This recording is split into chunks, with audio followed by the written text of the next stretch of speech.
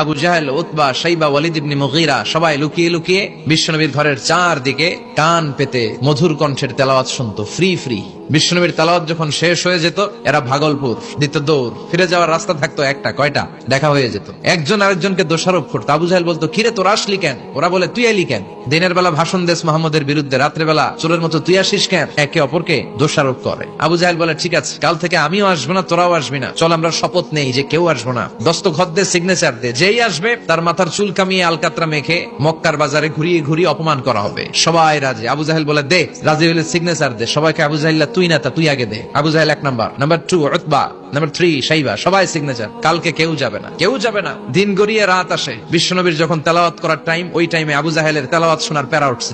Tossing and turning, বিছানায় এপাশ ওপাশ করে আর মনে মনে ভাবে, হায় রে, আর তো সময় নাই, এই তো শুরু হয়ে যাবে একটু পরে মোহাম্মদের তেলাওয়াত। না গেলে তো বড্ড মিস হয়ে যাবে। যাই যাই, আজকে যেরকম দস্তখত নিছি আর ধমক দিছি, কেউ যাবে না, আমি নিশ্চিত কেউ যাবে না, আমি একটু যাই। উতবা, শাইবা, ওয়ালিদ ইবনে মুগীরা প্রত্যেকেই প্রত্যেকের ঘর থেকে এই একই কথা ভাবছে যে আজকে তো যেই থ্রেড দিছে আবু জাহেল, আজকে কেউ যাবে না, আমি একটু যাই। আজকেও সবগুলো যে হাজির। বিশ্বনবী মন্ত্রমুগ্ধ করা সুরের ঝংকার তুলে তেলাওয়াত করছেন, আর সবগুলো মন্ত্রে মুগ্ধের মতো তেলাওয়াত শুনছে। বিশ্বনবীর তেলাওয়াত শেষ, সব দিছে দৌড়। ফিরে যাওয়ার রাস্তা কয়টা? আজকেও দেখা। আবু জাহেল কয়, কিরে তোরা আইলি কেন? সবাইকে আবু জাহেল, তুই আইলি কেন? একে অপরকে দোষারোপ করে। এই ঘটনাটা শোনানোর উদ্দেশ্য হচ্ছে বিশ্বনবীর কণ্ঠটা যেন তেন কোনো কণ্ঠ ছিল না।